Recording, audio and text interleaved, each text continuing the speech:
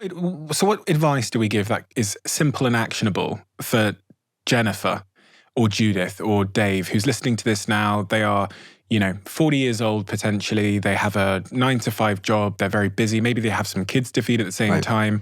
They don't have time to be looking at doing a fine sort of tooth comb over every single thing that they're putting into their body. They're not a scientist. Agreed. It's a problem because the food industry has made the grocery store a minefield, and it's really easy to set off an explosion. If you walk in, you've basically lost. That's how bad it is. Understood. So the simple rule is eat real food. So what's real food? Well, food that came out of the ground or animals that ate food that came out of the ground. The problem is we all lead busy lives and we're looking for labor-saving devices because people don't even have time to cook. Most people, 33% of Americans don't even know how to cook anymore. So, what are they going to do? So we understand this. I mean, it's a problem. Agreed. We need food that is metabolically healthy for us, not metabolically detrimental. And the problem is that as soon as you put the added sugar in the food, you have made it metabolically detrimental. Now, the food industry will say, well, there are all these other good things in there, like vitamins and minerals. We fortify it, et cetera. So I'm here to tell you, toxin A plus antidote B still equals death. Okay? Just because they put some vitamins in there, or you take a dietary supplement, if it's not solving your mitochondrial dysfunction, what's the point? So you can't believe what the food industry is telling you, okay? If they say something is healthy, it's usually the opposite. Whatever it says on the package, believe the opposite, because they have an incentive to put wrong stuff on the package. And I'll be honest with you, I'm part of, numerous lawsuits suing the food industry for deceptive advertising, misbranding, mislabeling. 70% of all of the items in the American grocery store are misbranded or mislabeled. In what way? They say things that are not true. Give me some examples. Well, first of all, time they use the word healthy, okay, they say no added sugar. Okay, but in fact, they put in apple puree or raspberry puree or evaporated cane juice. There are 262 names for sugar, and the food industry uses all of them. And so they will say that something's no added sugar, but that, in fact, is actually not the case. Okay, there's a whole host of this. Kellogg's has been sued for Raisin Bran. Okay, everyone thinks Raisin Bran, well, it's just raisins and bran. What color are the raisins in Raisin Bran? I've never seen it. Well, I mean, raisins are purple. Yeah. Purple brown. Yeah. Yeah? Yeah, normally. Well, the raisins in Raisin Bran are white. Why? If you take the raisins in Raisin Bran, that's supposed to be 11 grams of sugar, but on the side of the package, it says that one serving is 18 grams of sugar. Where'd the other 7 come from? It's the white, because they've all been dipped in a sugar solution to make them sweeter, as an example. Okay? So, Post has been sued, General Mills, theirs was dismissed. Mondelez, a whole host of companies are actually under the gun now to change their practices. Why do you care so much? I am a pediatrician. My job is to take care of children. Children are vulnerable in the same way. Minorities are vulnerable in the same way prisoners are vulnerable. Okay? They need a voice. My job is to give every kid a shot. Well, we now have neonatal obesity. We have babies being born. Israel, South Africa, Russia, United States, 4 separate studies showing that over the past 25 years, birth weight has gone up 200 grams, half a pound. in all 4 countries. And when you do DEXA scanning to look at body composition on those newborns, those 200 grams are all fat. We have a neonatal obesity. These kids did not get obese by dieting and exercising, by gluttony and sloth. They came out of the womb behind the 8 ball. It's my job as a pediatrician to fix the problem. That's what I care. Can you just give me a little bit of brief overview of everything you're talking about, the studies you've referenced, all of that? What is the academic experience, background, research that you've done that's built all of the foundations of your knowledge? I spent the first 20 years of my medical practice, in academia, basically, doing what they told me to do, the way I learned it. And I thought calories were the same, and I thought that, it didn't matter, and this is not what you do, and this is not how you take care of patients. You do prescriptions and you do procedures, and that's how you do it. And then I started doing research because I was at St. Jude Children's Research Hospital taking care of these massively obese kids who had brain tumors that were treated by surgery or radiation, and they became massively obese because of it, because their hypothalamus was damaged, because they couldn't see that leptin signal that we talked about earlier. Which is the hunger. Which it is part of hunger. It's not the only hunger. It's ghrelin related. It's more of an energy sufficiency signal. Okay, right. It's the energy sufficiency signal. Anyway, when we suppressed their insulin release with that drug I mentioned before, they lost weight and they started exercising spontaneously. So we did that with adults, and guess what? Same thing happened. And we measured their energy expenditure, and instead of it going down, as you'd expect when you lose weight, normally your energy expenditure goes down, their energy expenditure went up. So what this told me was that insulin is blocking leptin, and as long as your leptin's being blocked, you feel like crap, and you're hungry, and you don't want to get off the couch. And as soon as your insulin goes down, now your brain can see the leptin, and you're not hungry, and you can start exercising. What this showed me was that the behaviors that we associate with obesity, the gluttony and the sloth, are actually secondary to this biochemical phenomenon of insulin blocking leptin. And so this put me on the path of understanding insulin as the problem rather than insulin as the result. Fix the insulin, fix the problem. And so I've been doing that for the last 25 years. And that's what brought you to the subject of sugar, because sugar increases insulin levels. Well, sugar causes insulin resistance. Okay. So there are 2 phenomena with insulin. Insulin release, which is an acute phenomenon. So that's when I eat something, there'll be some insulin released, which means I have an insulin spike. Right. And then it comes back down nicely. Or not. Or not. Or not. Depending on how much and how consistently I've been eating sugar. Exactly right. So if your liver has fat in it, and 45% of American adults now have fat in their liver, and 25% of kids now have fat in their liver, and they never did before. I mean, before 1980, if you saw fat in the liver, that was alcohol. But if 25% of kids who don't drink alcohol have fat in their liver, how'd the fat get there? Sugar, because sugar gets turned into fat in the liver. That's the driver of this. What that does is that causes a phenomenon called insulin resistance. Your liver doesn't work right, so your pancreas has to make more insulin to make your liver work right. Like having to put more people on the assembly line when, people are, goofing off or, not getting their job done. Right? Same idea. So you have to basically goose the liver to do its job. Well, that raises insulin levels all over the body.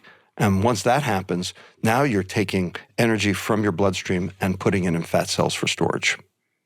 So by getting the insulin down, so if it's insulin resistance, fixing the insulin resistance by getting rid of the fat in the liver, or if it's the insulin release at the beginning by lowering your refined carbohydrate, because that's the primary stimulus of that first spike. Either way, it's refined carbohydrate and sugar. get the insulin down. And diabetes is when? Your pancreas can't keep up. Okay, so it's really so much insulin, it goes, forget this, I'm done. Right. It's the end result of both of these phenomena. Which we've now realized is reversible. I think there was a school of thought once upon a time that diabetes couldn't be reversed, but that's right. But it is reversible. It is very reversible for a while. So let's be clear and honest about this. There is absolutely no doubt that what doctors learn in medical school is wrong. We are told, and I know because I was told, that diabetes is a chronic, progressive, unrelenting disease that never gets better, and that you will need medication, whether it be insulin or oral hypoglycemics or whatever, for the rest of your life. Garbage. Total, complete trash. Now, Virta Health, numerous other studies of various diets show that you can absolutely reverse type 2 diabetes. In order to do so, you have to get the pancreas to make insulin properly. And the only way to do that is to get the liver to respond to insulin properly. One way is to not challenge the liver, give the liver a rest. Well, it's metabolizing all that refined carbohydrate and sugar. Drop the refined carbohydrate and sugar and make your liver work better. A little keto? So, a ketogenic diet's the extreme version of this. It's not the only way, but it is a way. Paleo diet is another version. Fasting? Intermittent fasting will give your liver a chance to burn off the fat that's accumulated over the last 16 hours. There are many ways to skin this cat. Calorie counting? Almost never. Calorie restriction? Yes, calorie restriction. But it's got to be consistent and long-term. And we've shown, numerous studies have shown, that as you restrict calories, that leptin resistance does not get better quickly. It takes years for that leptin resistance to finally go away, like 5 years, before you change the set point. Let's take a step back. So what does leptin do again? It's about energy. So leptin is made in your fat cells. Yeah. In response to driving energy into fat, the cell will make leptin. The leptin will circulate in the bloodstream, will go to your brain, go to your hypothalamus, and say, hey, I've got enough energy on board to engage in expensive metabolic processes. So we don't need any more? I don't need to eat more. I can engage in puberty. I can engage in pregnancy. Okay. Both of which are high metabolic processes. Okay. So it is like the servo mechanism, like the thermostat on your house. Okay. You have a floor but no ceiling. So when it's cold in your house, the heat kicks in. But if you don't have air conditioning, it can go higher, right? Same idea with leptin. Floor, no ceiling. So when your leptin goes below a certain threshold, your brain will see that as starvation. You get really hungry. And so you will get both hungry and you will also sit on the couch. Okay. So that's the way the activity component comes in, because your brain's saying, listen, don't waste this energy. Exactly. Conserve. Okay. Because we're in trouble here. Right. We're in trouble down here.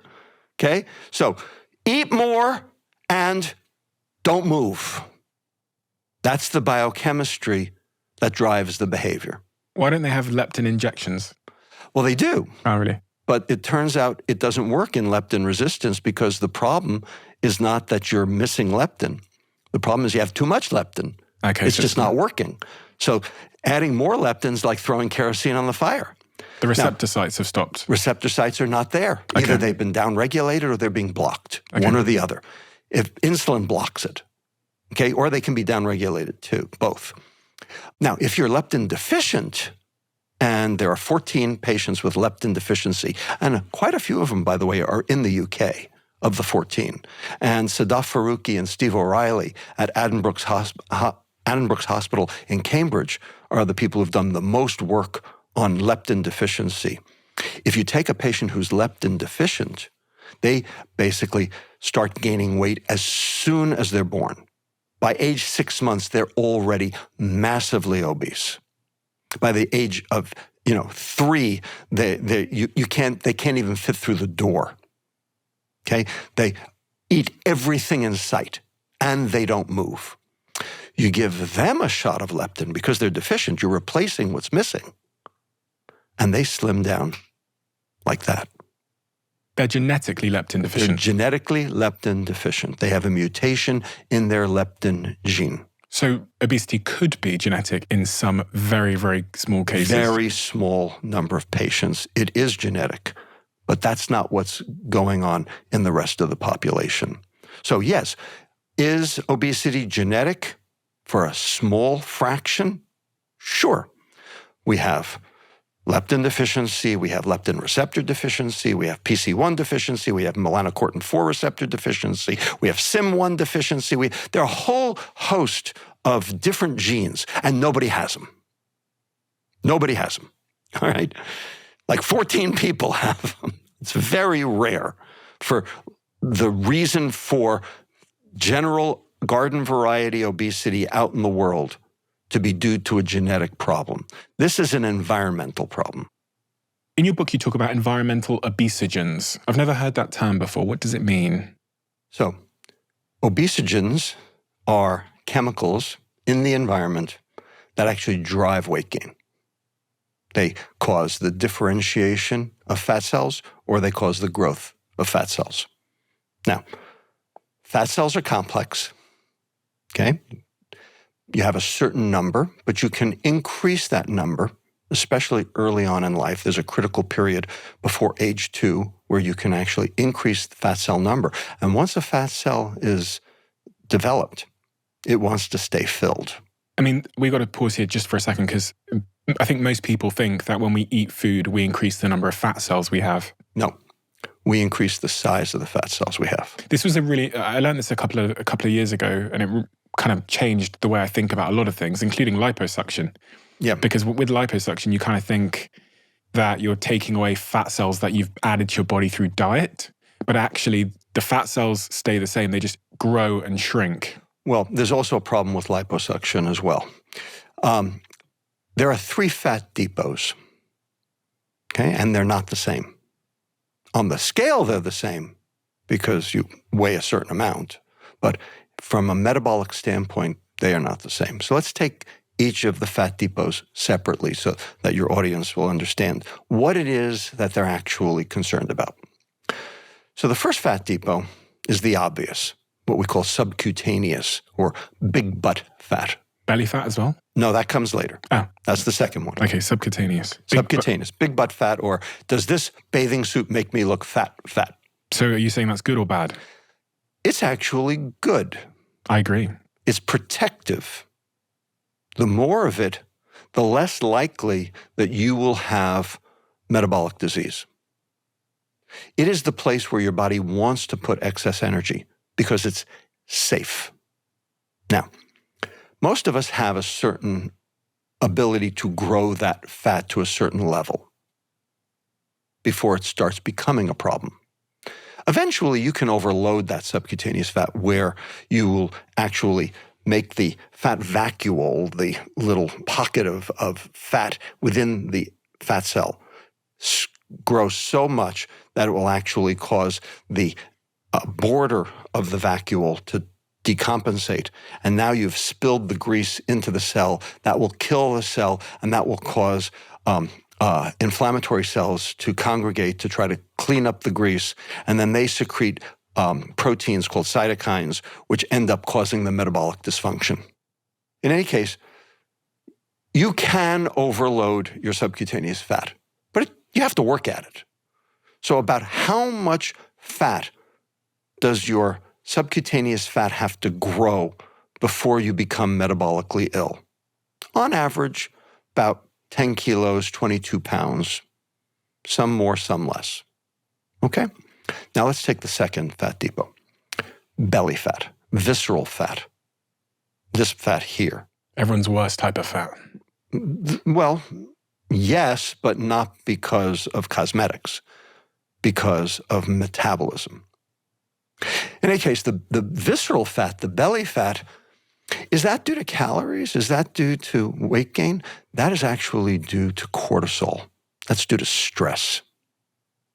And the reason we know that is because you can take patients who have endogenous clinical depression, okay? They are anhedonic. They don't eat because they generate no reward from life. They generate no reward from eating. They are losing weight. They have to be admitted to the hospital to keep them from killing themselves. So these are with people with suicidal ideation who have to be admitted to psychiatric hospitals. You put them in a scanner, and it turns out they're losing subcutaneous fat because they're not eating. They're gaining visceral fat because the cortisol from the stress that goes along with the depression is actually laying down more fat in their belly. Why? That's what cortisol does, because when you're stressed, you need a readily available and metabolically active source of energy in case you're being chased by the lion. So that metabolic fat, that visceral fat, is eminently retrievable rapidly. Oh, okay. Interesting. Okay? Now, how many pounds or kilos of visceral fat do you have to gain before you become metabolically ill? I'm going to guess it's not a lot based on... That's right, not a lot. So subcutaneous was 10 kilograms. That's right. Now we're talking about 2 kilograms. Okay, so 2 kind of bags of sugar. Yeah, pretty much. Okay. Now, finally, the third fat depot, liver fat. Now, how many kilos of liver fat can you accrue before you become metabolically ill? No, liver's really small. I have no idea. Okay. 1/4 of a kilo. Half a pound. And when you become metabolically ill, then all of the dysfunction we talked about previously happens. That's right. So you can become metabolically ill and be thin because your subcutaneous fat's okay, even your visceral fat's okay. But if you've got liver fat, can you measure 1/4 of a kilo on the scale? No. If you love the Diary of a CEO brand and you watch this channel, please do me a huge favor. Become part of the 15% of the viewers on this channel that have hit the subscribe button. It helps us tremendously, and the bigger the channel gets, the bigger the guests.